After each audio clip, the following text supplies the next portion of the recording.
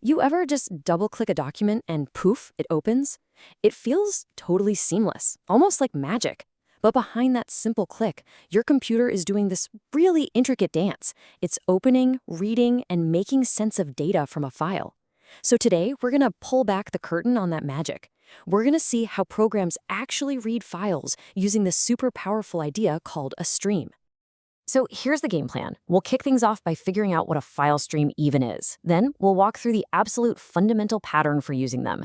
After that, we'll figure out how to read a whole file, not just a little piece of it. We'll explore some more powerful tools for handling lines and data, and then we'll wrap it all up with the key takeaways. All right, first up, what is this stream thing? What's the big idea that makes all of our file stuff possible in the first place?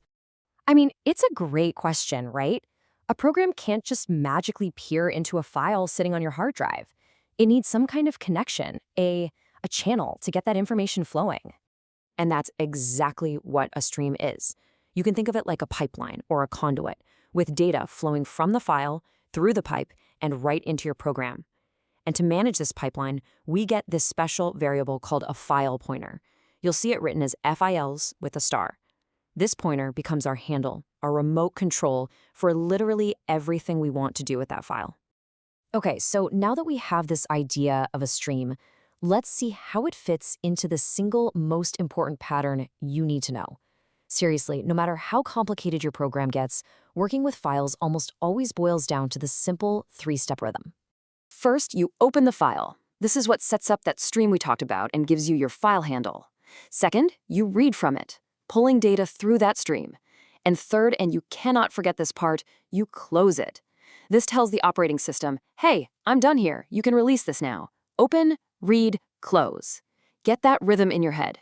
And check this out. This is that pattern in action, perfectly. First, fopen opens our hello.txt file for reading. It gives us our file star, which we're just calling fp. Then fgetC, which you can think of as file get character, it does exactly that. It reads just one character from the stream. And finally, fclose cleans everything up. The result? We just get that very first letter, H. Okay, so reading one character is a great start, but let's be real. It's not super useful. So how do we get the whole message? How do we tell our program to just, read everything in the file? And that's the real problem we have to solve. If we just keep reading and reading, how does the program know when it's hit the end? It needs some kind of signal, some way of knowing there's absolutely nothing left to read. And that signal is called EOF, which just stands for end of file. Now, this is a really, really important detail here.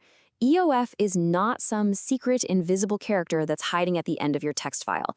It's what we call an out-of-band signal. It's a special value the reading function itself sends back to say, hey, that's it. The well is dry, we're all out of data. And that special value? It's almost always -1. Now, this is why a function like fgetC actually returns an int, not a char. Think about it. A char can only hold character codes, usually from 0 to 255. But an int, it can hold all of those plus a negative number like -1. It's a really clever way to send back every possible character and a unique signal for when you're done. So how do we actually use this EOF signal? Well, the most common way is with a while loop. Now, I know this line of code looks a little dense at first, but it's a classic C idiom. Let's break it down. Inside the parentheses, we first call fgetC to grab a character, and we immediately store it in our variable C. Then we check if that value is EOF. If it isn't, the loop runs, we print the character. If it is EOF, the condition is false, and the loop stops. It's simple, it's elegant, and it's incredibly powerful. Okay, reading character by character is fundamental, for sure. But most of the time, our files have more structure than that, right? We think in terms of words and lines, not just a jumble of letters. So let's level up and look at some tools that work the way we think. So we have fgetC, which we've already seen. It's great for that super fine-grained control. But for most text files, log files, stories, code, fgets is going to be your best friend. Fgets stands for file get string, and instead of one little character, it grabs an entire line of text all at once. So let's imagine our file contains this multi-line quote.